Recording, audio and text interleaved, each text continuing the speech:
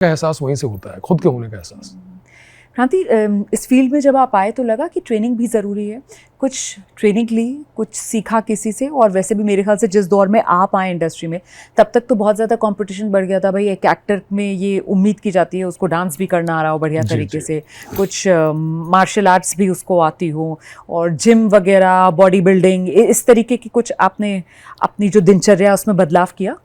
Yes ma'am, मुझे लगा ऐसा कि सीखने की ज़रूरत है, क्योंकि ज़िंदगी आपको बतौर अध्यापक या ज़िंदगी एक टीचर की तरह सिखाएगी, लेकिन फॉर्मल एजुकेशन भी, क्योंकि कुछ डिवाइसेस होते हैं जो आपको, तो धीरे धीरे करके मैंने वर्कशॉप्स किए, फिर मैंने स्वानंद किरकिरे सर के साथ लगभग 2 साल तक नाटक किया। डिक्शन पे काम करना पड़ा? डिक्शन पे बहुत प्रॉब्लम आई आपको, क्योंकि आप बिहार से थे? एकदम। आज भी कई बार अगर मैं अपने बिहारी दोस्तों के साथ होऊंगा तो स की जगह श निकल जाता है, कैमरे के सामने नहीं होता, लेकिन वो अंदर की तरफ से बहुत मुझे, और कई बार हमें ये भी कहा जाता था दिल्ली में या बॉम्बे में कि तुम बिहारी जैसे नहीं दिखते हो। इस बात का मुझे बहुत मलाल रहता था कि यार ये बिहारी दिखते कैसे हैं। आप इंसान है भाई, 2 सींग तो होंगे नहीं उनके, 2 कान, 2 हाथ, 2 नाक, एक नाक, 2 सब कुछ वैसे ही है, लेकिन तो मुझे लगा कि यार काम करना है तो फिर कर लेते हैं। डिक्शन पे काम किया मैम, और ओवरऑल जो कहते हैं कि घिसाई बहुत ज़रूरी है। पत्थर को आप जितना तराशोगे, और आज भी मैं कोशिश करता हूँ कि जहाँ से कुछ नया सीख सकूँ, क्योंकि रंग लाती है हिना पत्थर पे घिस जाने के बाद, और सुरखरू होते हैं इंसान ठोकरे खाने के बाद। क्या बात, शानदार। तो जब तक ठोकरे नहीं खाएंगे तब तक जिंदगी का एहसास नहीं होगा कि जिंदगी होती कैसी है। तो जो दिल्ली में कल्चरल शॉक लगा था वो तो आपने बताया, मुंबई जब गए तो मुंबई में किस तरीके का शॉक से सामना करना पड़ा, या मुंबई के एक्सपीरियंस क्या रहे जिसने तराशा? मुंबई के एक्सपीरियंस मैम, रिजेक्शन। अच्छा। मतलब मुझे याद है कि मैं ट्रेन से गोरेगांव में बैठता था, मैं महालक्ष्मी जाता था ट्रेन से, और 3 कपड़े हम लोग लेके जाते थे, मैं लेके जाता था, क्योंकि जब आप ट्रेन से जाते हैं जो कपड़े आप पहन चुके हैं वो आपके कपड़े यूज़ नहीं हो सकते हैं, क्योंकि इतनी भीड़, इतना पसीना।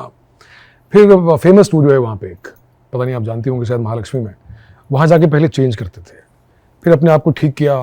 तो शुरू के मैम 1 साल तक, 2 साल तक तो रिजेक्शन ही रहा था, पर कहीं ना कहीं मेरे शायद माता पिता का आशीर्वाद था, कुछ चीज़ें हो जाती थी कि महीने का खर्च चल जाया करता था, और उस वजह से ही आप कह सकती हैं कि मुंबई शहर और बॉम्बे शहर आप पे बहुत ज़्यादा हावी नहीं होता है उस तरीके से, कि आपको बॉम्बे शहर आपको एक जगह देता है अपने लिए भी उस आसमान को ढूंढने की, जो शायद और कोई शहर देता नहीं देता पता नहीं, लेकिन मुझे वहाँ मिला। पर स्ट्रगल तो की आपने, मतलब आप शुरू में कह रहे थे कि मुझे कोई खास स्ट्रगल नहीं करनी पड़ी, सर पर छत थी, खाने की दिक्कत थी, लेकिन अपनी तरह की संघर्ष। बिल्कुल मैम, बिल्कुल, हर इंसान का जीवन अलग है, और संघर्ष मुझे लगता है कि संसार का नियम भी है। और फैमिली से सपोर्ट मिल रही थी, पैसे मिल रहे थे घर वालों से, मतलब फाइनेंशियली कोई इतनी स्ट्रगल नहीं थी? फाइनेंशियली थी मैम स्ट्रगल, फैमिली से, क्योंकि अब पिताजी रिटायर होने के बाद आप बहुत ज्यादा फैमिली से कह भी नहीं सकते हैं। ओके। तो दोस्त यार थे, और कई बार कुछ पैसे मांगने की जरूरत पड़ती थी तो मांग लिया करते थे।